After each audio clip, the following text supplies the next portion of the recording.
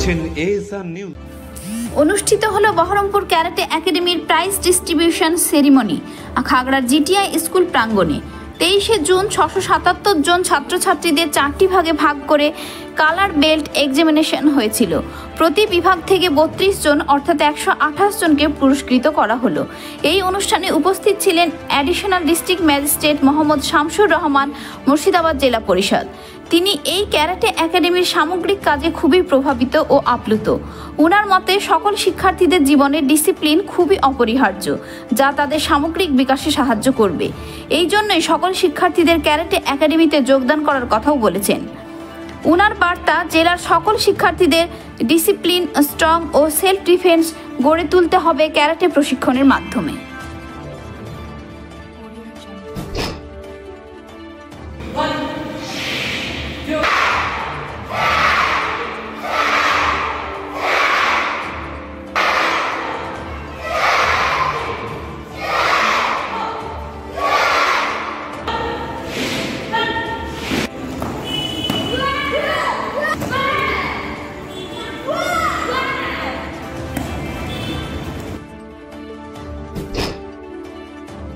আজকে আমাদের বহরমপুর ক্যারাটে একাডেমির যে প্রাইজ ডিস্ট্রিবিউশন সেরেমনি সেটা আজকে আমাদের হবে।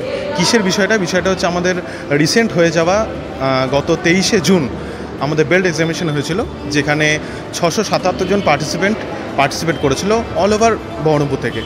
তো সেখানে আমরা 4টে ভাগে আমরা পরীক্ষাটা নিয়েছিলাম। প্রত্যেকটা ভাগ থেকে আমরা 30 জন করে সেরা বেছে নিয়েছিলাম। এছাড়াও আরও 2 জন করে বেছে নিয়েছিলাম, মানে টোটাল 32টা করে। তো সেই 4টে ব্যাচে টোটাল 32 × 4।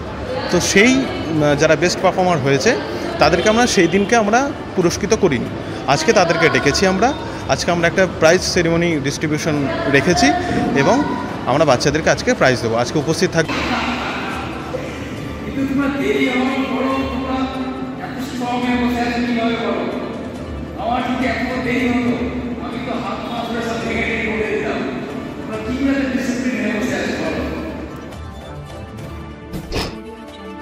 ছোটো ছোটো বাচ্চা এত ভালো ক্যারাটে আয়ত্ত করেছে এবং এত ডিসিপ্লিনড হয়ে গেছে, এত তারা কনফিডেন্ট হয়ে গেছে, এটা কিন্তু নর্মাল বাচ্চার সঙ্গে অনেকটা আলাদা করে দিচ্ছে ওদের জীবনে।